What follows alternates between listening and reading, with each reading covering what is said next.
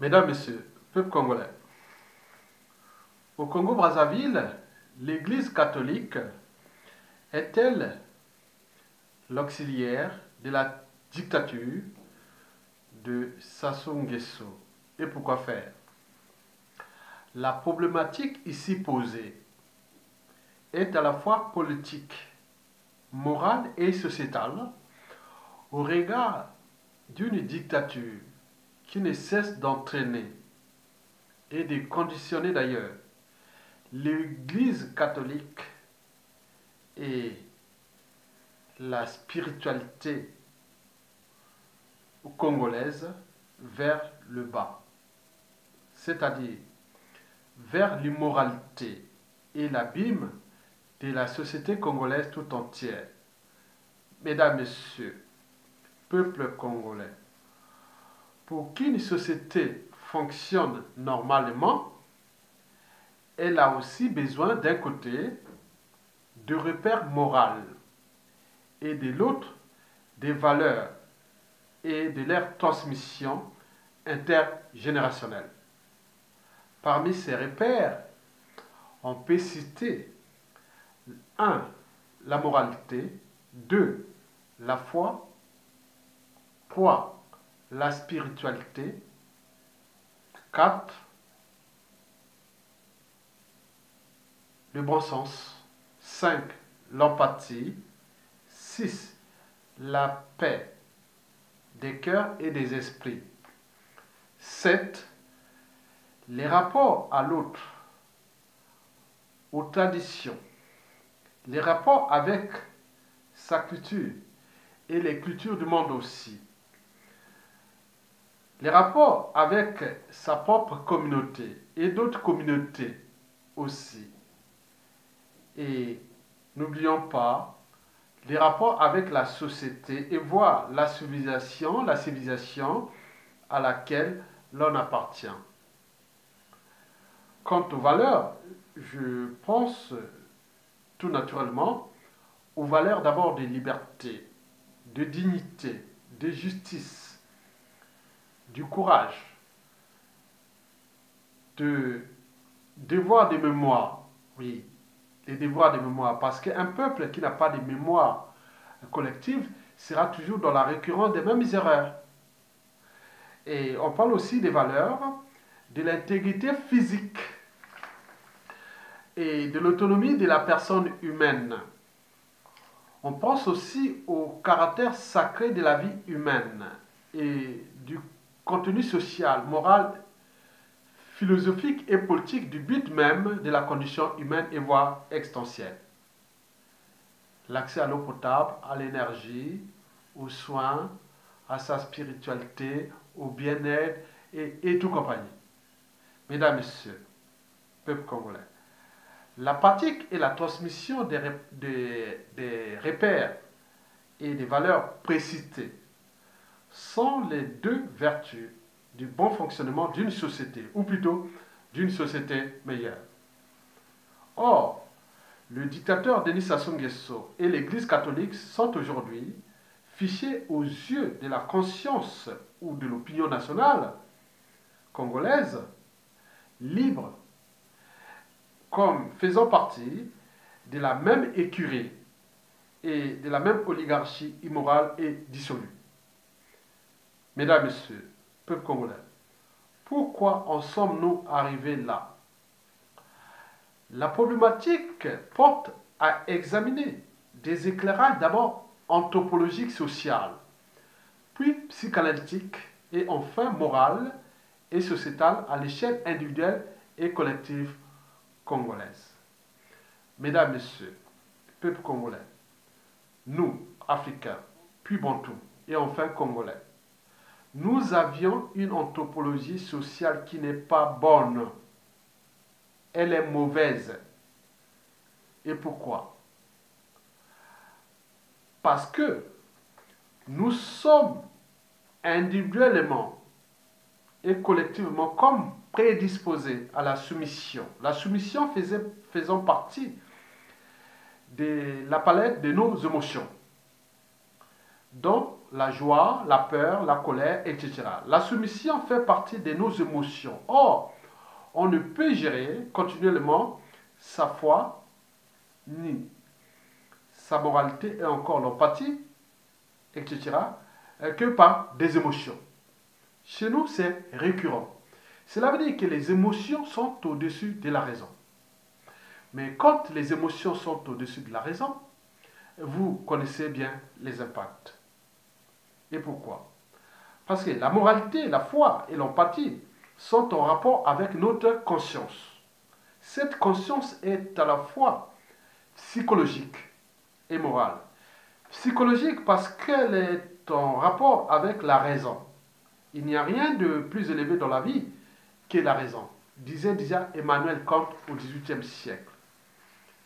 C'est la raison de douter, de penser, de réfléchir, d'agir pour les causes même justes, nobles et légitimes. Je dirais pour agir pour les causes même perdues d'avance. Quoique rien n'est perdu d'avance dans la vie. Parce qu'au moment où vous croyez que tout est perdu d'avance, et là arrive la surprise. Donc c'est le fruit de votre lutte et de votre abnégation. Mesdames, Messieurs, cette conscience devient morale parce qu'elle est en rapport avec ce que nous définissons comme les barrières entre le bien et le mal. En conclusion, la conscience de l'individu est-elle le reflet de la société à laquelle l'on appartient? Et alors, l'anthropologie sociale propre à chaque individu selon ses lignées génétiques. Donc, la conclusion reste ouverte. Mesdames, Messieurs, le savez-vous que dans toute organisation, qu'elle soit État, entreprise ou association, lorsqu'il y a un dysfonctionnement, c'est celui qui a la tête qui en est responsable. Donc on dit le poisson pourrit tout par la tête. On dit aussi que qui se ressemble s'assemble. Au plan psychanalytique et d'ailleurs psychologique, culturel et sociétal, les parcours du dictateur Denis Sassou Nguesso et des représentants de l'Église catholique au Congo, inféodés au dictateur, ou plutôt entraînés et conditionnés, et voire sous emprise, sont à étudier. Quand vous voyez Sassou Nguesso, sa personnalité, vous la connaissez, c'est un être sans foi ni loi, sans âme ni conscience, cynique, hystérique, parano, immoral et dissolu et compagnie. Mais que pensez-vous de ces curés, ceux qui représentent l'Église au Congo-Brazzaville, l'Église catholique?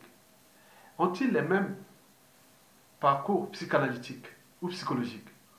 Qui se ressemblent, s'assemblent.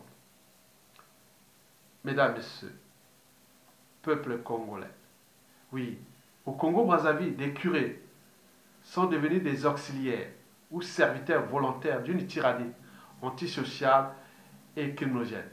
C'est déjà vu dans l'histoire humaine ou dans l'histoire de la chrétienté depuis le 1er siècle après Jésus-Christ jusqu'à nos jours. Donc ce n'est pas nouveau. Mais il faut aussi le dire que historiquement, et aussi aujourd'hui, tenant compte de la réalité au Congo-Brazzaville, tous les curés, c'est-à-dire prêtres, monseigneurs et sœurs et compagnie, ne sont pas tous aux mangeoires du dictateur. Sinon, ça se saurait. Je vous informe que certains ont choisi le silence. Parce que c'est insupportable, c'est intolérable. Et ça va à l'encontre d'abord de leurs principes et valeurs. N'oublions pas de leur foi, de leur caractère humain. Donc, parfois, quand tu regardes ce qu'est devenue l'Église catholique au Congo-Brazzaville pendant la dictature de Sassou et de Nguesso, il y a de quoi devenir fou, disent certains curés. Mais d'autres aussi ont choisi l'exil. Ils sont partis prêcher ailleurs dans le monde. Le temps que tout se calme, que toute cette folie liberticide, antidémocratique, antisociale, criminogène et voire d'appropriation de l'État congolais, n'oublions pas le caractère immoral et dissolu de ce régime tyrannique, agonisant, à bout de souffle et au bout du rouleau. Donc aujourd'hui, on ne peut pas aujourd'hui affirmer que toute l'Église catholique au Congo est à la merci ou au service de Denis Sassou Nguesso. Bien sûr que c'est une institution. Il y a certains, c'est comme des apôtres, il y a des gens qui trahissent oui, vous savez. Donc, au Congo-Brazzaville, l'institution Église catholique est souillée. Elle est complètement souillée, humiliée. Et mais par qui? Mais ceux qui sont à la tête de cette organisation, cette institution.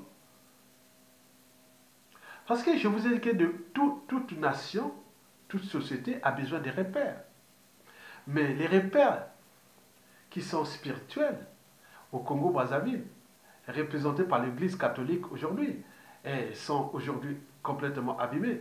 Les mentalités, habitudes et comportements de certains curés restent, voilà, c'est jamais vu. Et donc, une société qui n'a plus de repères moraux, c'est une société qui va certainement vers l'abîme. On constate aujourd'hui au Congo-Brazzaville.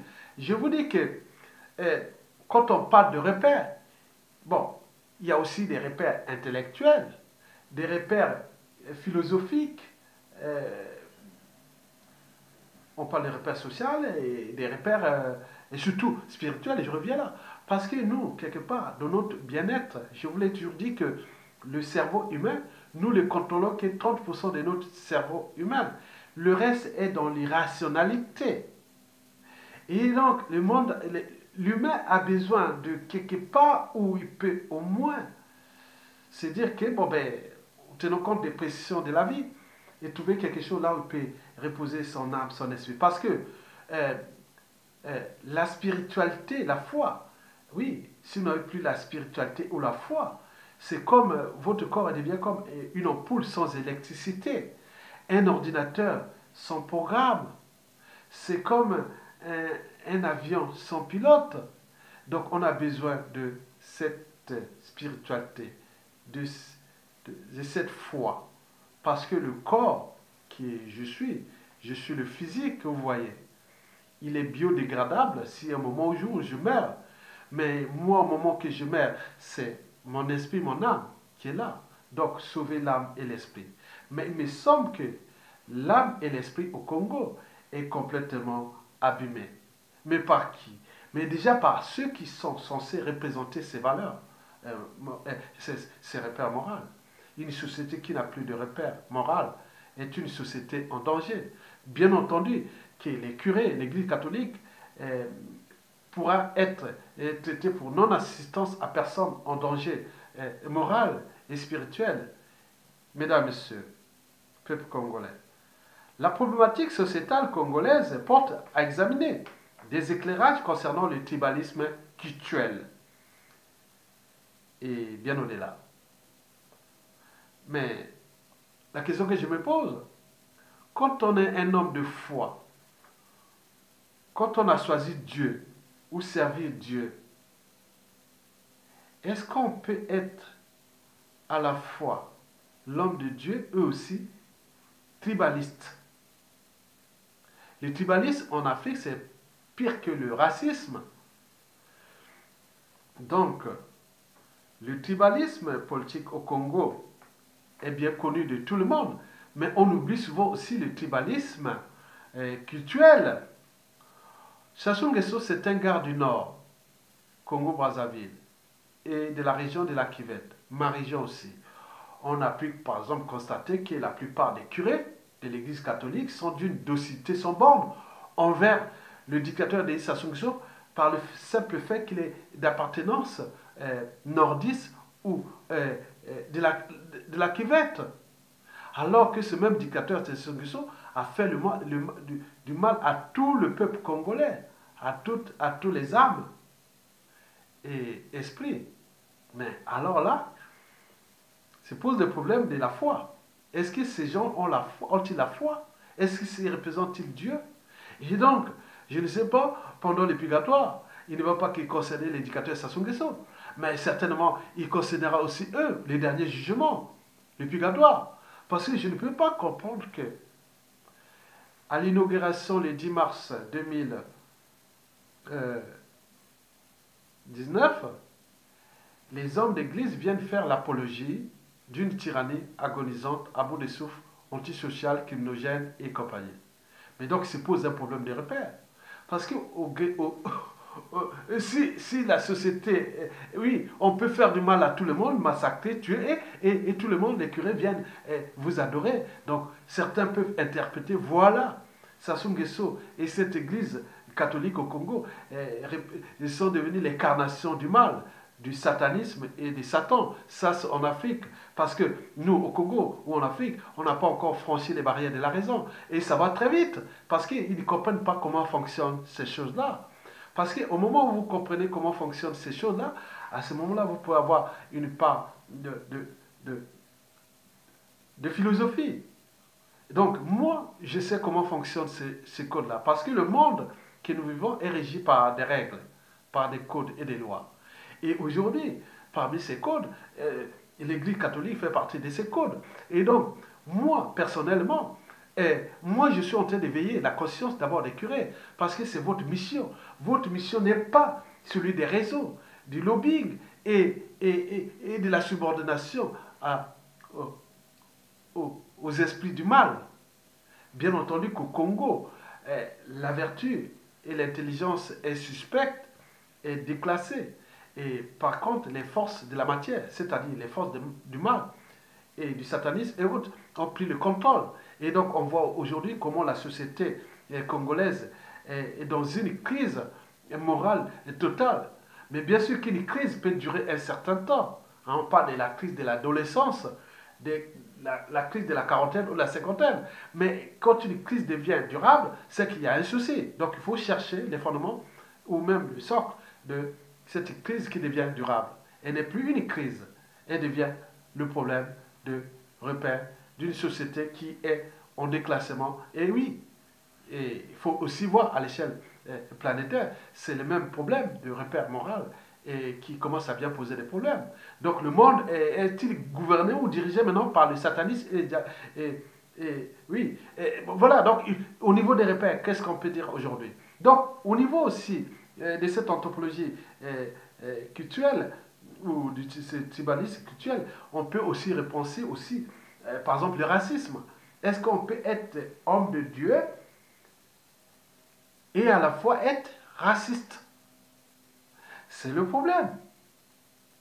Donc, le rôle et la mission de l'Église catholique, qui est celui de la foi, de la spiritualité et de la transmission des valeurs morales, et devient problématique, déjà à l'échelle congolaise, parce que l'histoire entre Denis Sassou Nguesso et l'Église catholique au Congo est chaotique.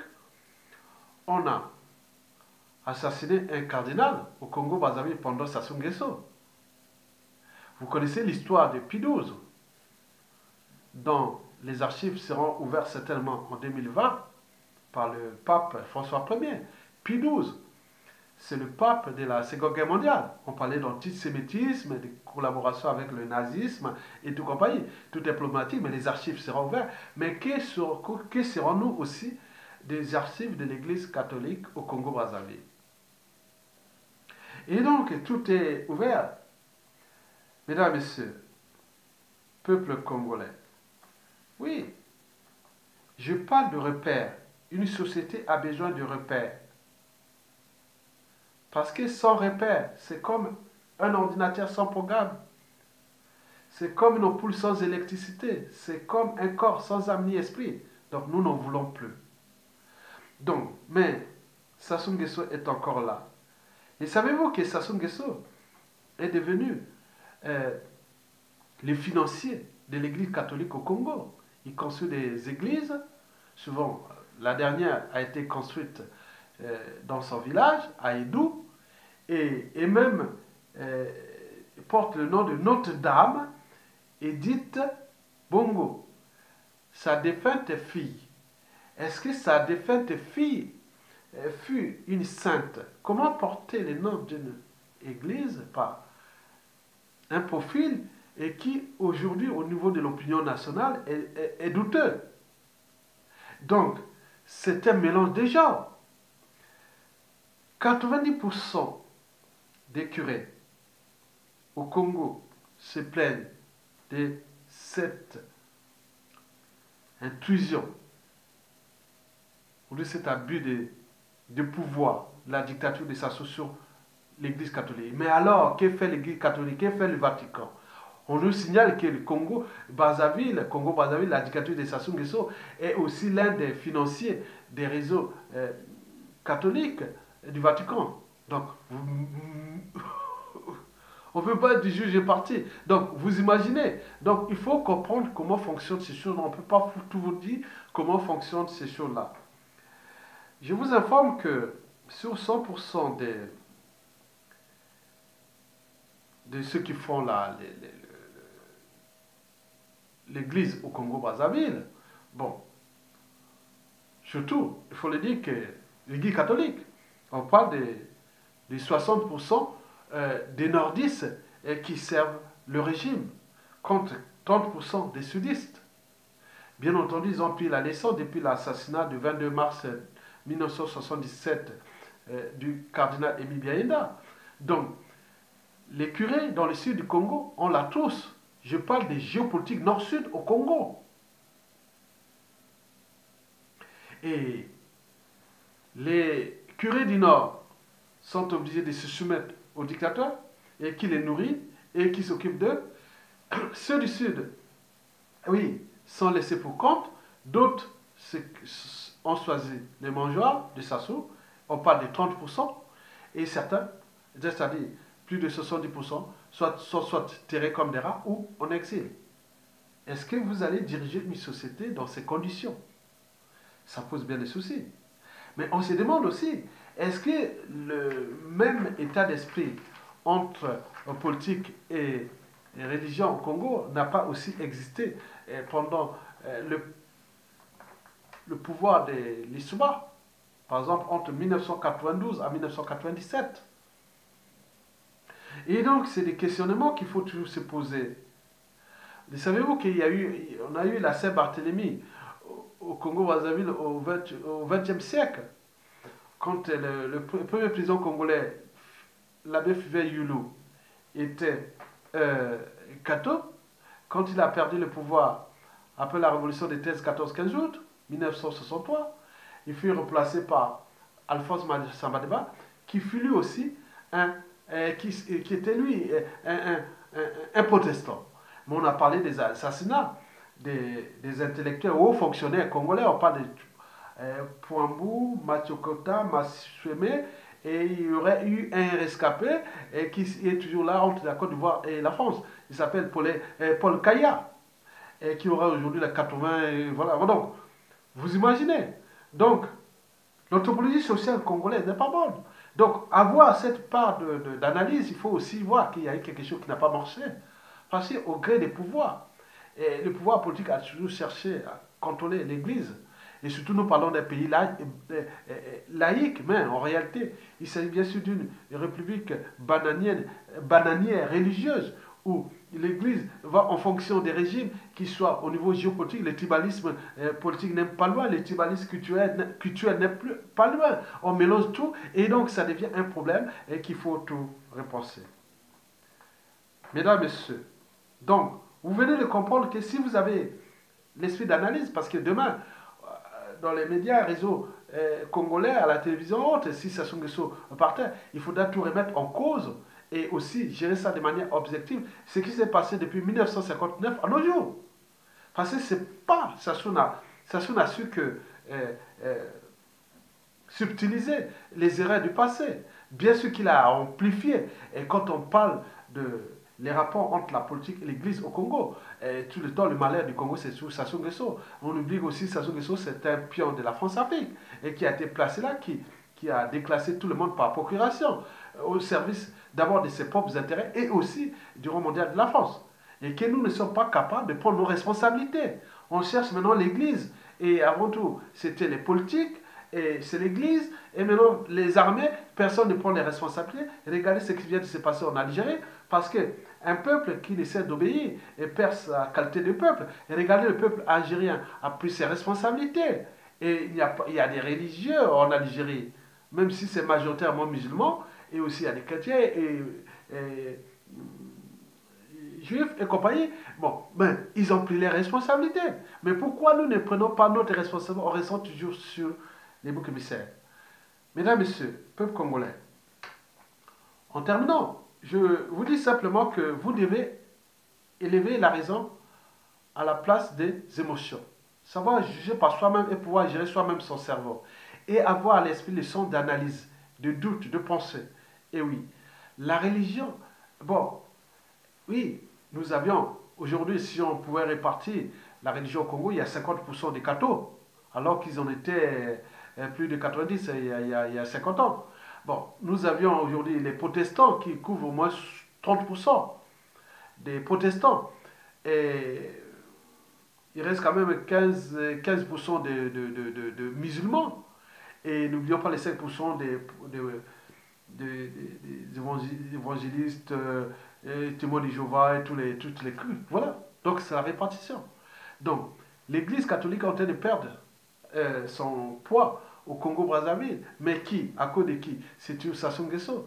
Parce que demain, oui, je ne veux pas parler de traité d'athéisme, parce que l'athéisme est en train va envahir le Congo. Et n'oublions pas d'autres formes de philosophie spirituelles qui vont de plus en plus envahir le Congo. Mais n'oublions pas qu'aujourd'hui, même si la spiritualité n'est plus au Congo, on est dans le cas de religion, hein, donc les églises de réveil et qui sont devenues les auxiliaires de la tyrannie, et pour combien de temps encore?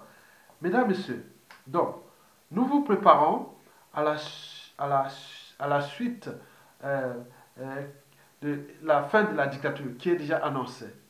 Et donc, demain, à la chute de Sassou Nguesso, en tenant compte de la problématique posée, c'est de l'Église catholique et qui est l'un des piliers de notre socle culturel et sociétal. Oui, bien sûr qu'on nous a importé cette Église catholique à la moitié du 19e siècle. Bon, on l'a adoptée et ça fait partie de notre patrimoine culturel et religieux. Mais nous, demain, il y aura bien sûr des négociations, des arbitrages avec le Vatican à travers nos missions accréditées, diplomatiques accréditées en Italie. Et n'oublions pas au Vatican. Et n'oublions pas aussi les ministres de l'Intérieur. Il y aura des négociations, il y aura des arbitrages. Donc, il y aura des coups de balai. Donc, pour ne pas, pour sauver l'institution catholique au Congo, il faudra bien sûr un coup de balai. Et donc, les gens là se préparent, on se prépare. Il y aura beaucoup de choses qui vont se passer. Donc, beaucoup de curés vont être invités calmement de se retirer et remplacés par d'autres. Et d'autres, mélangés avec les s'ils sont enrichis, hein, et la justice, nul n'est au-dessus de la loi, et tout ça viendra. Donc, en réalité, il doit prendre cette vidéo au sérieux, parce que ce qui va arriver et devrait arriver. Donc, il y aura des négociations, des arbitrages avec le Vatican, et aussi nous, en tant qu'État souverain, nous allons punir, et ou pas punir, on va inviter les uns et les autres à riposter. Parce qu'on ne peut pas garder, pour restaurer l'État et l'autorité de l'État congolais, et restaurer l'ordre, le droit, la justice, la morale et la nation, il faudra bien sûr que, à cette échelle de ce qui a été abîmé par Sassou Nguesso, va certainement être au moins restauré. Et donc, préparons-nous à faire d'abord partie de Sassou Nguesso, c'est la priorité. D'où l'intérêt des hommes de l'Église catholique et qui sont du côté du peuple et des valeurs et des repères et que votre foi, vous, hommes de Dieu, vous partagez avec le peuple congolais. Et vous devez activer tous vos réseaux pour que Sassou Nguesso dégage. Et toute cette racaille des curés, des prêtres qui étaient au service de Sassou Nguesso aura tout certainement, comme on dit dans la vie, ne faites jamais du mal à autrui. Donc, ils ont choisi le camp du mal, mais le peuple congolais est éternel. Et la religion catholique fait partie des cultes congolais. Et notre philosophie est la liberté des cultes totale. Mais en respectant, oui, nous c'est la liberté des cultes totale au Congo, si nous arrivons. Plus la laïcité, mais en respectant un nouveau cadre. un nouveau ordre. Nous devons restaurer l'ordre, le droit, la justice, la morale et la nation. Et nous avions des idées et nous avons les lois en cours et tout ce qui sera comme application. Et n'oublions pas que l'administration judiciaire sera totale envers ces gens-là. Bon, je vous remercie et à bientôt.